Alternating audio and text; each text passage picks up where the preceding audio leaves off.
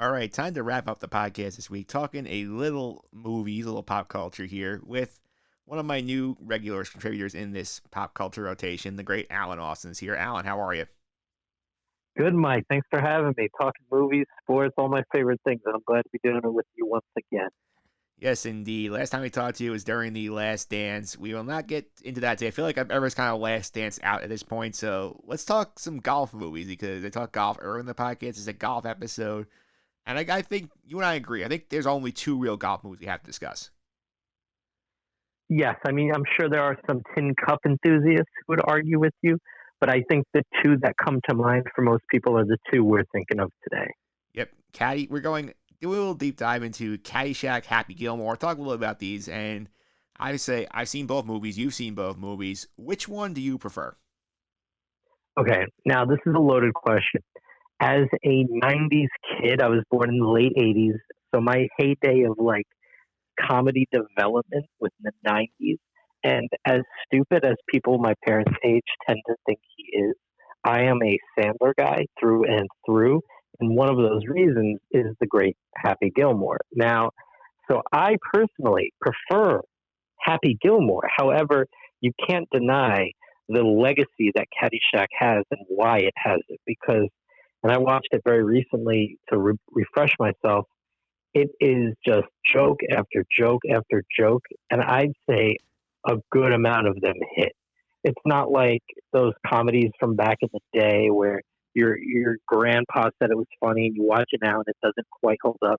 Caddyshack still holds up, and it is really funny. But me personally, I am going with Happy just because I grew up with it. But I think the legacy vote goes to Caddyshack, if that makes any sense. I know it sounds like I'm answering both, but they're both great movies. We shouldn't have to shade one under another. However, if I had to pick one to watch the rest of my life, I'm picking Happy Gilmore. Yeah, it's interesting because I would go the other way. I actually go Caddyshack because it's such a classic, as you said. You have the characters are all well developed. I mean, we could spend like half an hour talking about Bill Murray's quest to try and get rid of the gopher on the course. That's a great subplot to the whole movie. We have the plots of the country club preppies. You have the established pro. All of these great characters just weave in and out of the plot. It's fantastic. Whereas Happy Gilmore, I feel like Adam Sandler does carry it, but I feel like apart from him and Shooter McGavin, I don't think the rest of the characters really stand up as well as the rest of the Caddyshack group does.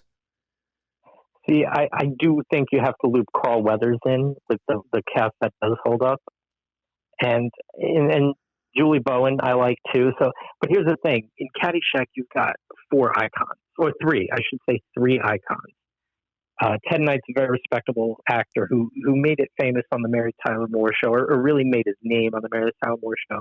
So when they brought him into that, they were using that kind of in terms of his popularity. But you're looking at three guys, and the lore of Caddyshack is that of greatness. You've got Rodney Dangerfield, Bill Murray, and Chevy Chase. All of their parts were originally intended to be cameos, and the whole premise was going to be the kid and his quest to get the scholarship, and he had to deal with the Ted Knight character.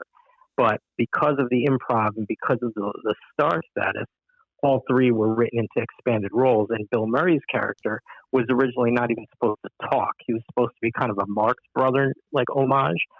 And once Murray was decided, or once they decided to cast Murray, Harold Ramis said, this guy's got to talk, and he encouraged him to improvise. So most of what Murray did is improvised, or at least thought of beforehand by Murray himself. And I find it very interesting doing some research that apparently Chevy Chase and Bill Murray had an SNL beef from back in the day, which actually got physical back in '78. So when they filmed the movie a little bit after that, not only did they bury the hatchet, but the three of them decided to write a scene together with Murray and Chase, which doesn't have really anything to do with the movie other than just comic. It's comedy for comedy's sake between two greats in Chevy Chase and Bill Murray. So I guess for fans at the time, to see Murray and Chase interacting in a scene together was even bigger news because they had a well-publicized beef with each other. So there's so much lore behind the movie of Caddyshack. And Another one, I'm sorry, it's a run on sentence, but it's stuff I'm passionate about. Ronnie Dangerfield, I believe it was one of his first movies. He really didn't know how to act in a movie. So Harold Ramis had to, tell him action and nothing would happen. So he'd say, Ronnie, do your bit. And that's what he took as, okay, time to start acting. And Dangerfield would just fly off the cuff with a bunch of stuff. So, like, the lore of Caddyshack certainly holds a bigger place in cinema than Happy Gilmore. And I do think Caddyshack is probably the better film for sure, 100%, no doubt about it.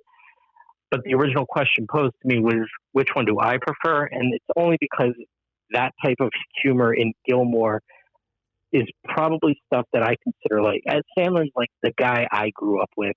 And all the Caddyshack people, Chevy Chase is one of my favorites of all time. Bill Murray's up there as well. And I think it's Bill Murray's movie. I do think his scenes as Carl, the groundskeeper, steal the show. And I do think both films hold their own special place. I think Caddyshack's the better movie, but I think I prefer Happy Gilmore just because I'm a Sandler fan. Now, out of curiosity, which one did you watch first growing up? Did you watch Gilmore first?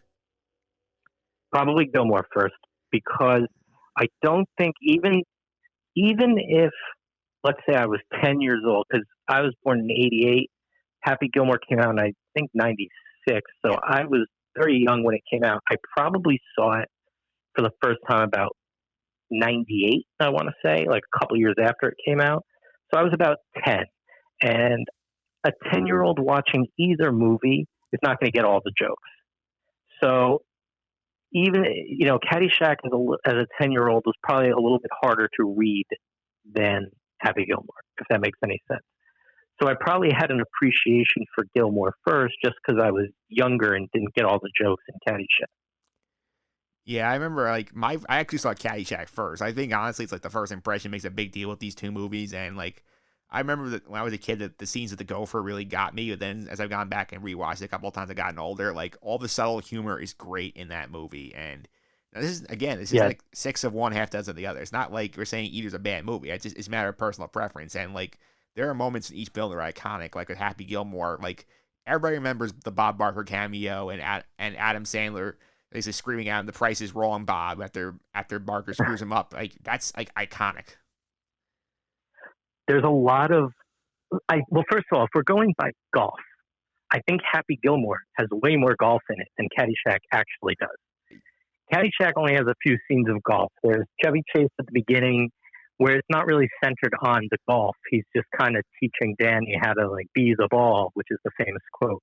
And then you have the end scene, the climax, where they have the 2-on-2 contest. But Happy Gilmore, you literally see the evolution of a golfer in that movie. He goes from playing zero golf at all to learning the sport, and they have many scenes of golf, not only visible, but tying into the plot of the movie as opposed to just at the end in Caddyshack. Happy Gilmore has to win tournaments. He changes the face of the PGA Tour, and you've got the big finale with Shooter McGavin. And if we're going by golf standards, I think Gilmore is more of a golf movie than Caddyshack actually is. Yeah, I would agree. It's actually physically seeing the golf. Like Caddyshack's more about the country club that's set at and the characters who are there and who are interacting with each other there. Happy Gilmore is really about Happy Gilmore learning how to golf. And here's my next point I want to discuss here. Like, which villain do you feel like pops more? Is it Shooter McGavin or is it Judge Smales? I think Shooter McGavin is the better villain, and I think part of that is because the Judge kind of like, he's annoying more so than he is a villain. Like, he's a guy that nobody at the country club respects. They all don't like him. Even Chevy Chase has the line about his father not liking him, and they like ran the country club together. Nobody likes him. He has no real power, and Shooter McGavin doesn't have power either. But I think when you're grading them on a curve, you take the Judge, who is very annoying, has a lot of money, and is a laughing stock to the point where Ronnie Dangerfield's character just comes in and runs roughshod over him the entire time. So I think he's more of a nuisance, but Shooter McGavin is the pro's pro in Happy Gilmore, and he is what's standing between Happy saving his grandmother's house or not. So you've got Shooter, who's a real pompous jerk, same as the Judge, but I think with more more at stake in terms of his actions than the judges. Yes, I would agree with that. I also think just in terms of I think the thing that helps Happy Gilmore's legacy is that, like, again, it's so centered on, like, Adam Sandler as, like, Happy Gilmore. It's one of, I think, his better performances in that time period because, like, it's just such a fish out of water seeing him learning how to be a golfer. The physical comedy is great, and he just does such a good job of that character, like, being that character and getting in that robbery with Shooter. That's just so much fun to see. Yeah, and I'll, me and my friend and I often describe batting averages when it comes to comedies. Like, a lot of comedies will have like a 250 average. They'll have Dave Kingman numbers. They'll have a low batting average with monster power numbers. Where like the overall product isn't that great, but when it hits hard. I'll say that Caddyshack has a really good batting average, but not as much power, and Happy Gilmore might have a slightly lower average, but more power numbers, to put it in sports terms. Yeah, exactly like Happy Gilmore's swing. May not always be online, but when it is, he hits it very far. Exactly. And I do think, like, I love Rodney Dangerfield. I think he's one of the best stand-up comedians, but I think him in this film is purely in there for Rodney Shock, just to see what he'd say and come up with in his comedian manner. So while I think it's all well and good, it really doesn't provide anything to the plot of Caddyshack. And when we're looking at the plot of Caddyshack, we have to care about Danny and if he wants his scholarship. And the movie kind of cares. The central plot of Caddyshack is like the fifth most important thing in that movie to the casual viewer. So do you agree with that? I would agree with that. It's all about, like, what's Bill Murray doing with the gopher? What's Ty Webb saying to Danny? What's Danny up to at the club? What Danny trying to get the scholarship is way down the list of priorities. Right, and Danny in general isn't a great person. Like, he knocks up his girlfriend who he just cheated on. He does all these like scoundrel behavioral things, but Danny, and I had to look up the actor Michael O'Keefe who played him because I did not, recognize him. And apparently he did a couple episodes of Homeland. So he was in Homeland for a little bit, but it's really about the SNL guys and Rodney Dangerfield, Murray Chase Dangerfield. They are what drives that movie. And the plot is kind of loose at best. The audience does not care as much about the plot as they would in Happy Gilmore, where they're rooting for his grandma to keep her house. Yeah, you got a clear rootable hero in Happy Gilmore, which is the big help there because, I mean, to be honest, I think there are times that Happy and Caddyshack are rooting for the gopher. I believe the gopher is the good guy in that scenario with Bill Murray because they paint Carl as this kind of like low life, like he lives in Swallow, like he's just kind of gross and this fun, lovable dancing creature who's got great moves. And he dances along with Kenny Loggins, and the audience is having a great time when he's present. So I do think Bill Murray is the antagonist to the Gophers' protagonist.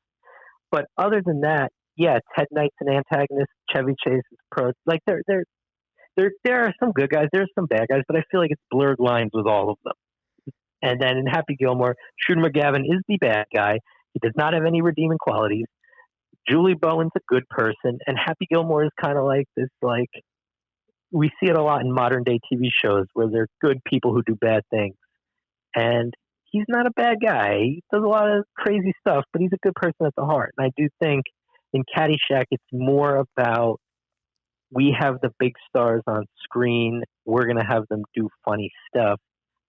Whereas Gilmore relies a little bit more on its plot, as crazy as that sounds to people who are listening right now. Does it make any sense? Because talk me off the edge here if I'm just sounding ridiculous. No, I think you're right on there. I think you've got the point pretty well here. It's more of like Caddyshack is a lot of like, oh, look, we have Chevy Chase. We have Bill Murray. Let's see what crazy things we can have them do. Whereas there's a more consistent storyline throughout Happy Gilmore.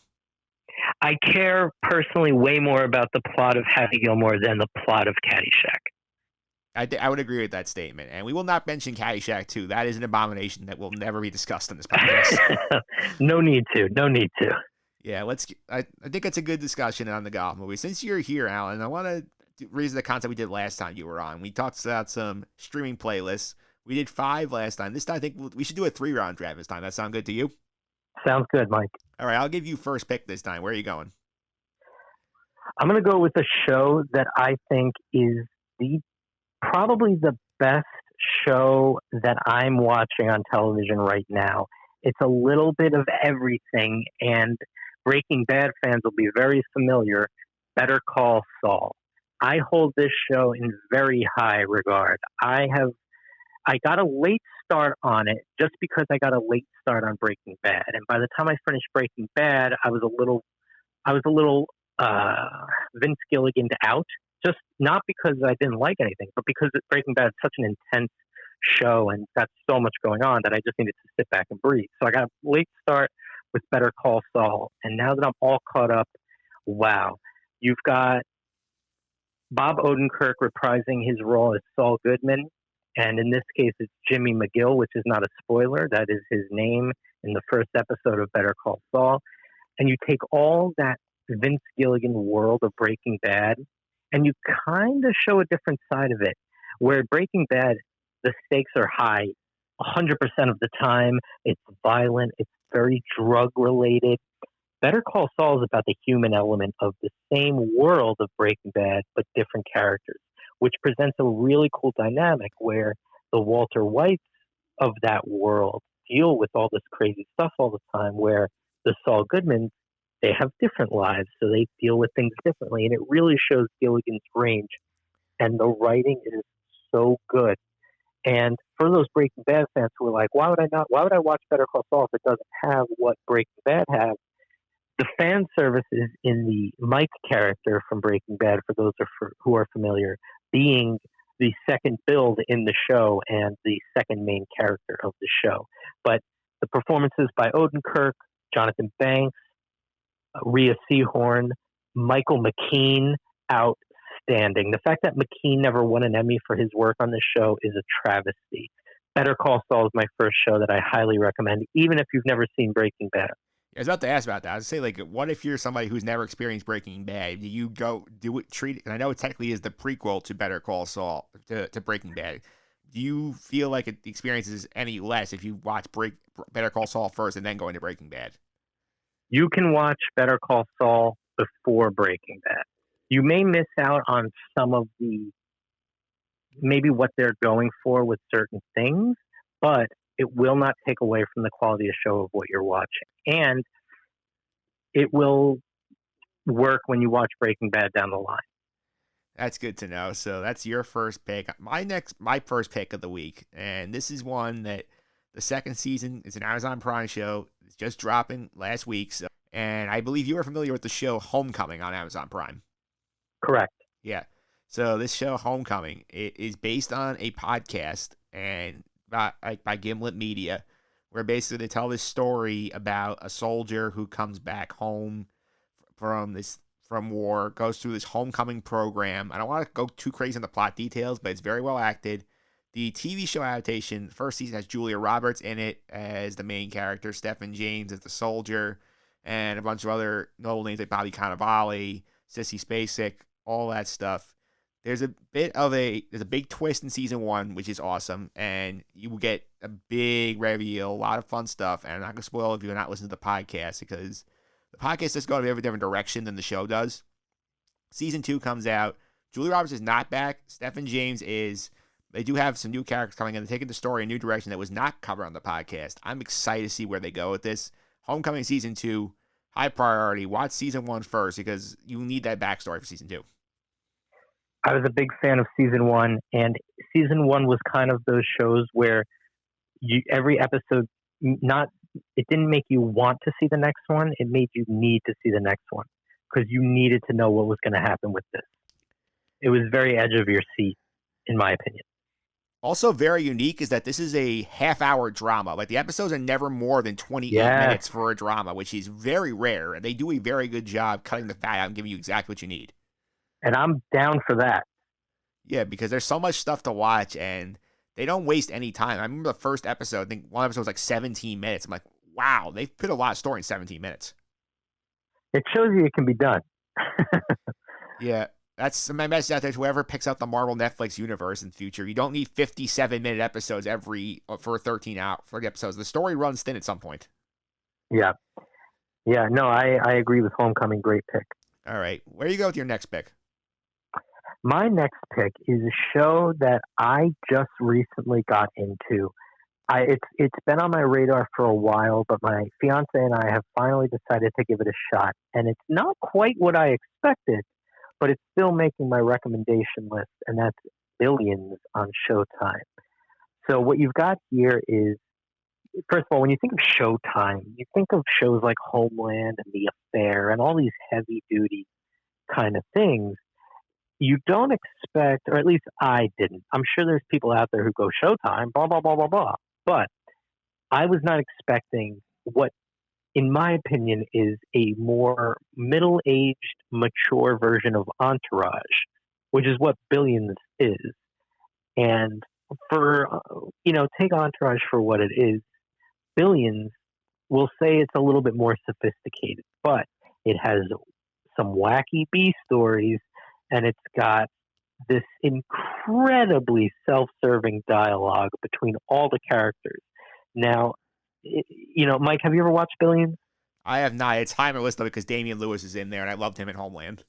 Okay, I'll just put it this way: every character in Billions seems to know every film, music, or historical reference ever. Every character. So there might be about 5 to 10, I'll say 10 being the most, pop culture references an episode, where the writers are just throwing out there what they think is cool, and their characters all know it at all times.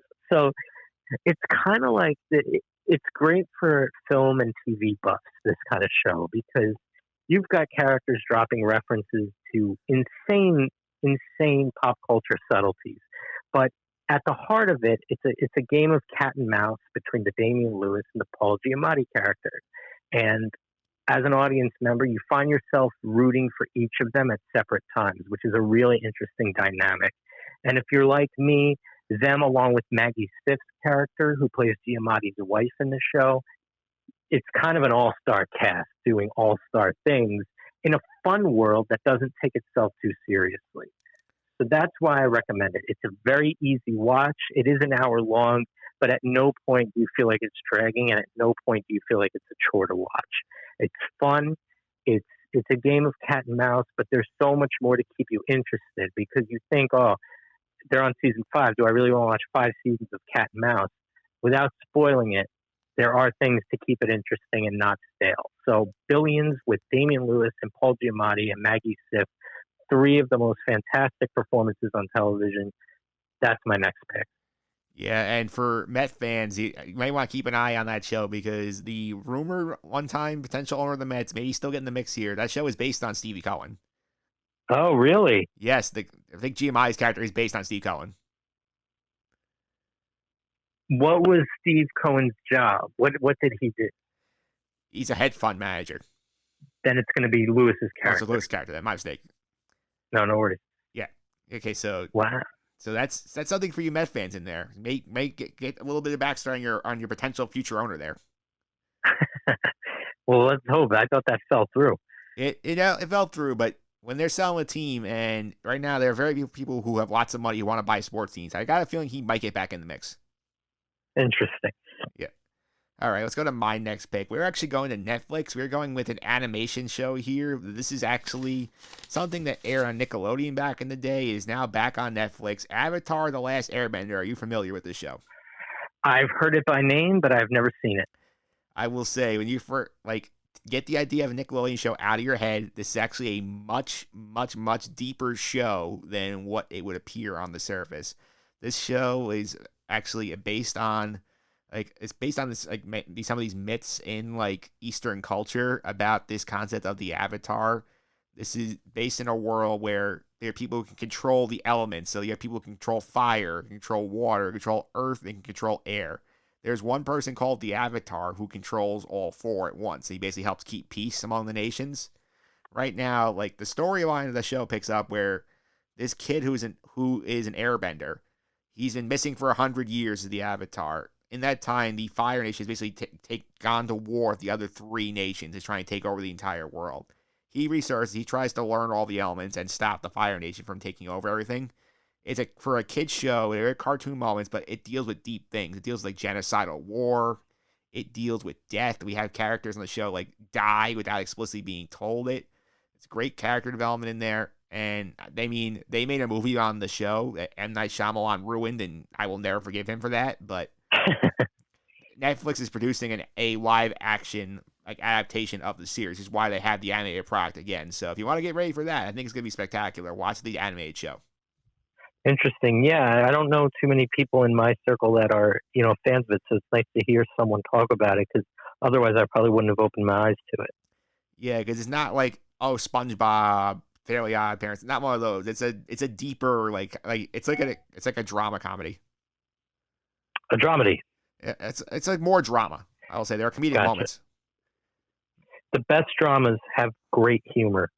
Yeah, it's basically like a little. It's like each season is basically broken down to like 20 episodes. They call it a book. So like book 1 is called Water, book 2 is called like Air, and Earth, book 3 is called Fire. So like they're basically it's a pretty serialized thing for a cartoon as well. Interesting. Oh, I'll have to give it a shot. I would give it a shot. What's your last pick for this week? Now, I do want to give one caveat to my Better Call Saul pick. I said that watching it now will not interfere if you hadn't seen Breaking Bad, but the last season's coming up, and I can't guarantee that after the last season that will remain the same. So I just want to put that disclaimer out there. But my third pick is a Hulu show starring SNL's A.D. Bryant called Shrill. Now, I'm sure there are many people out there who have not heard of this show. It's very low-key. It's very real. It's very honest. And it's about the A.D. Bryant character lives in Portland working for a website as a journalist. And it just goes through her day-to-day. It just goes through, her trappings as a woman in Portland trying to make it, navigating the dating scene, her work life with her overbearing boss played by John Cameron Mitchell, who fans of Hedwig and the Angry Inch will know very well. And it's just a really Hedwig and the Angry Inch. My diction was not clear. I want to make that very clear. Inch. But so you've got her just living her day to day, trying to navigate, her self-worth when it comes to dating and her self-image. And it's a very real and honest show.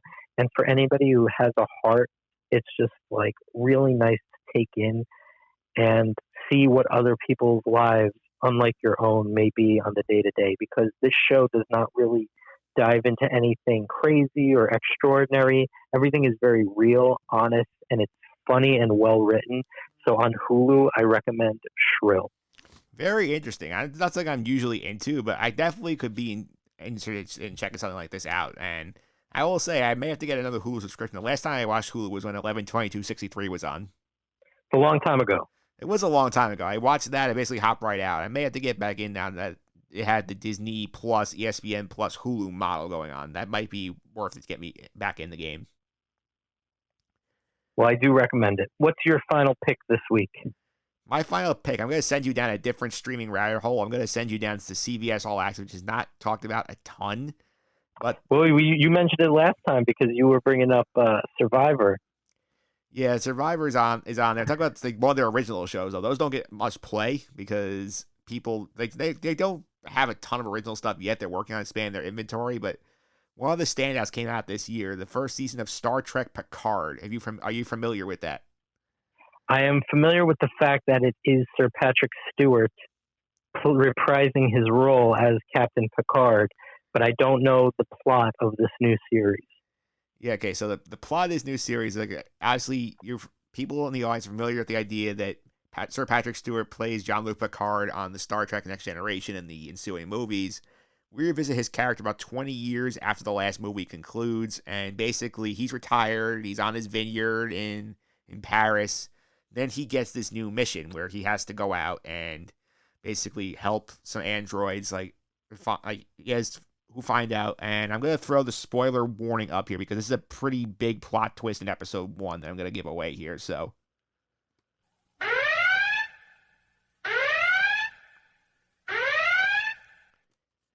So the point is here is like it turns out that he gets sought out by a lifelike android who turns out is the daughter of Data, who dies in Star Trek Nemesis, and they're twins. One dies in the pilot. He has to go help find the other one, try and help her. He goes on a mission, and we see that Picard has changed a lot in this universe. He's not. It's not a ongoing.